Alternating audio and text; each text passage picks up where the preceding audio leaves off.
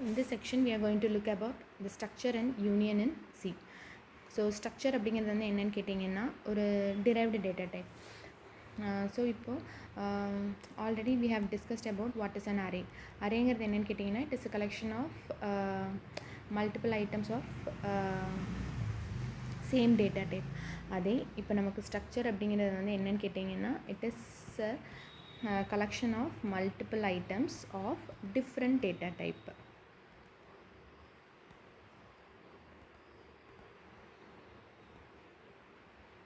சின்ன ஒரு எக்ஸாம்பிள் எடுத்துக்கணும் அப்படின்னு வச்சுக்கோங்களேன். இப்போ ஒரு கிளாஸில் இருக்க எல்லா ஸ்டூடெண்ட்ஸோட ரோல் நம்பர் நேமை வந்து நம்ம ஒரே நேமில் கெட் பண்ணணும் அப்படின்னு நினச்சோம் அப்படின்னா அதுக்கு வந்து we can go ahead with using structure. So first we'll look at the syntax of structure. So syntax வந்து என்னென்னு கேட்டிங்கன்னா struct அப்படின்னு ஒரு கீவேர்ட் நம்ம யூஸ் பண்ணுவோம். Followed by it we'll be having the structure name, அதாவது which is similar to variable name declare பண்ணுற மாதிரியே டிக்ளேர் பண்ணிக்கலாம். உள்ளே வந்து என்ன டேட்டா டைப் வேணாலும் நம்ம கொடுத்து அதுக்கு வேரியபிள் நேம் டிக்ளேர் பண்ணிக்கலாம். So you can have n number of data types and followed by it you will be ending the structure with a semicolon. That's all. So ஒரு எக்ஸாம்பிள் தான் என்னென்னு பார்த்தீங்கன்னா struct will have something ஸ்டூடெண்ட்னு வச்சுப்போம். ஸ்டூடெண்ட்டுங்கிறது தான் structure பேர். இதில் வந்து we can have int ஸ்டூடெண்ட்டோட ரோல் நம்பர் கெட் பண்ணலாம். அதை இன்டீஜர் டேட்டா டைப்பில் டிக்ளேர் பண்ணியிருக்கேன். ஸோ ஒரு ஸ்டூடெண்ட்டோட நேம் வாங்கணுன்னா கேரக்டர் அரே யூஸ் பண்ணுவோம் சியில். அப்புறம் அவங்க ஹைட் கெட் பண்ணோம் அப்படின்னா float ஆஃப் ஹைட். ஸோ இப்போ இது எல்லாத்தையும் நம்ம ஒரு ஸ்டூடெண்ட்டோட ரோல் நம்பர் நேமு ஹைட் இது எல்லாத்தையும் நம்ம எப்படி ஆக்சஸ் பண்ணலான்னு கேட்டிங்கன்னா ஸ்டூடெண்ட் அப்படிங்கிற ஒரு வேரியபிளை வச்சு நம்மளால் ஆக்சஸ் பண்ண முடியும். ஸோ இதை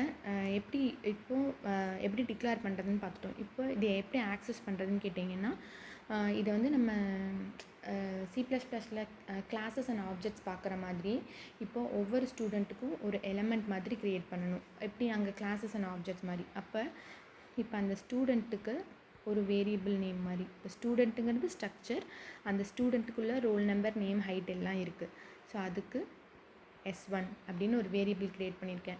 அப்போ S1ங்கிறது ஃபஸ்ட்டு ஸ்டூடெண்ட்டோட roll number name height.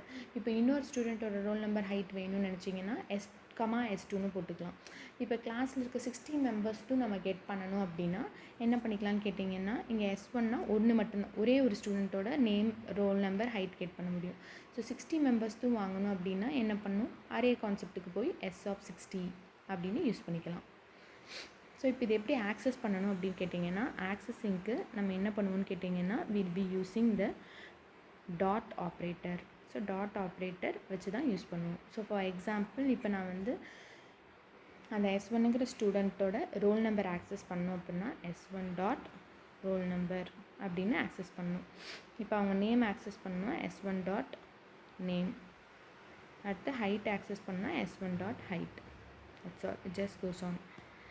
So இதில் மெமரி அலோகேஷன் எப்படி இருக்கும் அப்படின்னு கேட்டிங்கன்னா ஸ்ட்ரக்சரில் ஃபார் எக்ஸாம்பிள் இங்கே என்ன பண்ணியிருக்கோம், roll number name height 3 declare பண்ணியிருக்கோம். அப்போ ரோல் நம்பருக்கு இன்டீஜரில் டிக்ளேர் பண்ணியிருக்கனால அதுக்கு ஒரு 2 பைட்ஸ் அலோகேட் ஆகும்.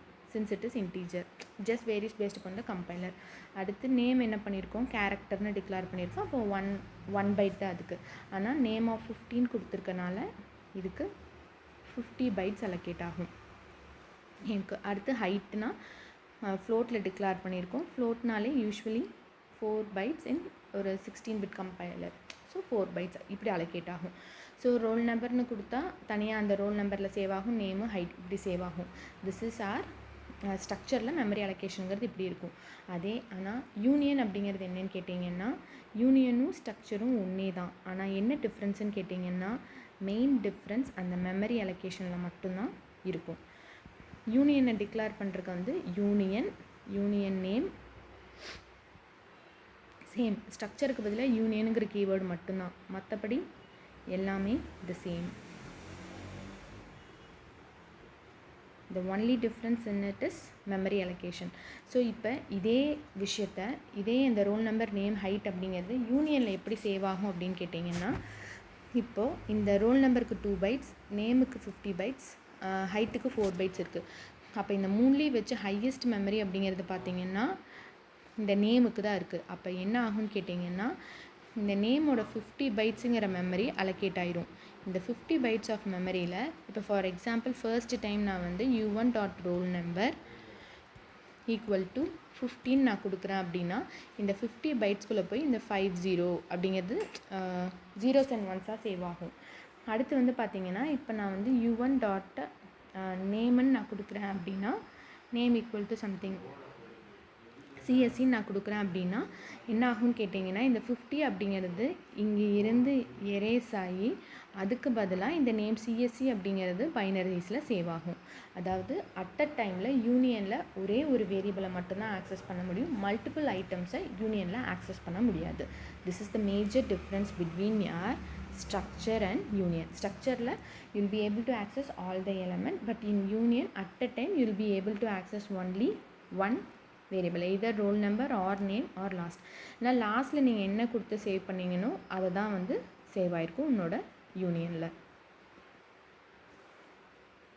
தேங்க்யூ.